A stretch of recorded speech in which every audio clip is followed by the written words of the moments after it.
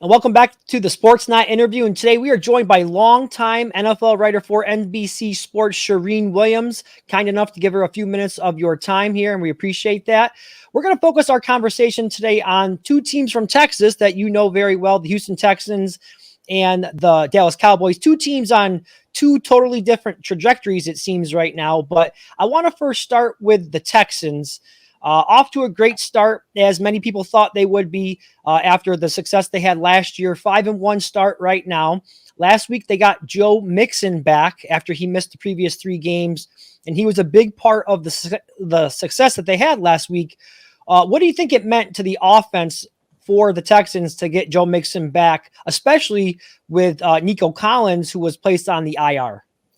Well, I think you see the difference that Joe Mixon makes to that offense. I mean, he had 159 rushing yards in the first game and really was a difference maker. And then the second week, he had the injury off the illegal tackle by TJ Edwards, the Bears linebacker, the hip drop tackle, and was out for 3 weeks. And the Texans struggled to put teams away. They lost to the Vikings in that stretch and then struggled to put teams away. And then you saw what he meant to the offense when he came back. And I just think that he fits their offense perfectly with what they're doing, and a big part of it, they have to keep him healthy. If they do that, I think they have a chance to do some really special things. Yeah, we often hear about all the weapons on the outside for their quarterback, CJ Stroud, with Diggs and Collins and Tank Dell. But as you can see, the running game is still a very important part of football, and he was one of their big free agent additions to the team this past offseason. Now, I know it's still fairly early in the season, only week 7, but the Texans have already beaten Buffalo, and you have the Ravens, who are 4-2, and then the Chiefs, who are 5-0. But at least as the way things currently stand right now, do you think it's fair to say that the Texans are the cream of the crop in the AFC? I don't know if I would go that far. Certainly, with what the Chiefs are doing, with Patrick Mahomes not being at his best, and they're still able to win. They've won every game so far. So I don't know if they would go. I would go that far with them. I think they still have a lot to prove. The offensive line, to me, is still the biggest question mark. They've got to get better. They've got to stop the pre-snap penalties.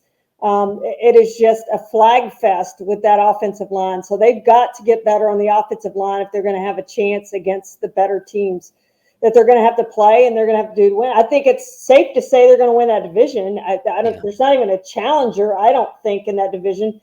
Maybe you say, well, if Anthony Richardson stays healthy and gets better, maybe the Colts have a chance. They did play the Texans close in that first game.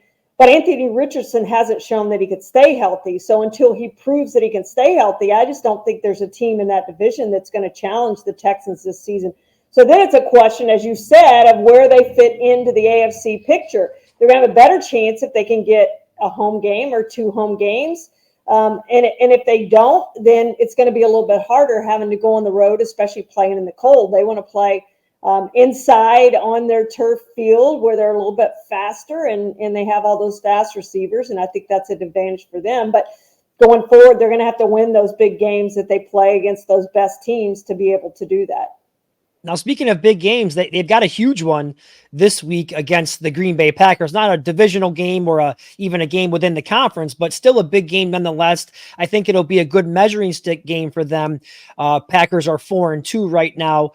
Now, DeMeco Ryans, the head coach, earlier in the week, he said Jordan Love is going to be the best quarterback that they have faced up until this point in the season. So it's going to be a big test for the Texans. I just want to get some of your thoughts on this matchup. And again, another opportunity for the Texans to prove to everybody that they're a team that needs to be reckoned with this year. Yeah, they stunk it up against the Vikings. And I do think they'll have a better chance again having Joe Mixon, but they don't have Nico Collins now, who was leading the league in receiving yards when he pulled up with that hamstring injury on the touchdown a couple games ago, and now he's on injured reserve. So that's a big loss for them. But they need to win this game. I think this is a bigger game for the Texans than it is for the Packers, just for them to get some momentum and to say, we can beat the top teams. They did, if it's Buffalo and Green Bay back to back, then I think you start taking the Texans a little bit seriously after they laid the egg against the Vikings a few weeks ago. So to me, it's a really big game for Houston to prove kind of where they are, just what we're talking about. Where do they fit in? Even though it's not an AFC team, just think it's a huge game for them from the standpoint of momentum and confidence, and we can play with anyone in the NFL after wins over Buffalo and Green Bay back-to-back if it works out like that for them. Yeah, absolutely. I agree with you on that. Now, I know there was some concerns earlier in the year with maybe the lack of usage with Tank Dell. I know he emerged last week having one of his better games of the season. Of course, Nico Collins is out, so that was a part of that. But how important is it for the offense to be operating at its highest levels to have Tank Dell involved, even when Nico Collins does return? Yeah, he got off to a really slow start coming back from that injury. And, I think that when Nico Collins went out, he stepped up and Stephon Diggs stepped up. And I think that was big for them. And they played well against the Patriots.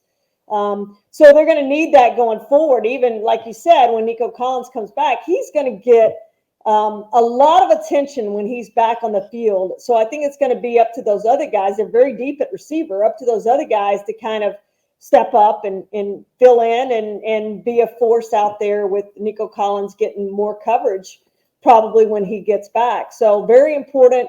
They are deep at receiver. I think that bodes well for them going forward. But, we talk about the big games they play. They've also played. Last week they had, the Patriots, and they had Jacksonville 2 weeks before that, and Chicago 2 weeks before that, and Indianapolis to start the season. And they were better than all those teams. It was obvious, but they had a really hard time putting those teams away.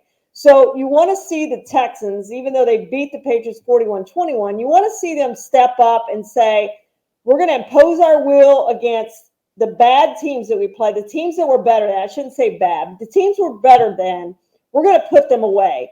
And the teams that are even with us, we're going to prove we can beat them and play with them and win those games. And I think they've proved that point of beating Buffalo, now with the chance to beat Green Bay. But they've also got to go when they play Indianapolis in 2 weeks.